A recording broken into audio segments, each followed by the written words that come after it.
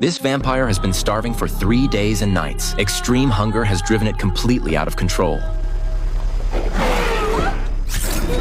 Vampires, once the superior species, are now being tortured by humans in agony, yet passers-by don't even bat an eye. It turns out, in the near future, a mysterious virus carried by bats triggered a global plague. 99% of humanity was infected, turning into creatures that can only come out at night. Blood has become the scarcest commodity. Only a privileged few with money can afford expensive blood coffee to stay alive. Those lower-class vampires who've been starving for too long mutate into terrifying monsters lurking underground. If they can't bite their own kind for blood, they'll resort to devouring their own bodies to survive. As the vampire population keeps growing, the blood reserves are on the brink of running dry. Scientist Edward's synthetic blood has also failed. He attempts to inject the synthetic blood into a volunteer, but the volunteer's body instantly has a violent rejection reaction. Massive blisters erupt all over the skin. Edward tries to inject a serum to save him, but the volunteer explodes and dies within seconds. On his way home, Edward is distracted and uneasy, nearly crashing into an oncoming car. Fortunately, he slams on the brakes just in time, barely saving his own life. Edward quickly gets out to check and sees a woman with a crossbow stepping out of the other vehicle. Before he can say a word, an arrow pierces through his arm. Edward is shocked to discover that these people are all surviving humans. Just as the woman hesitates over whether to kill this vampire,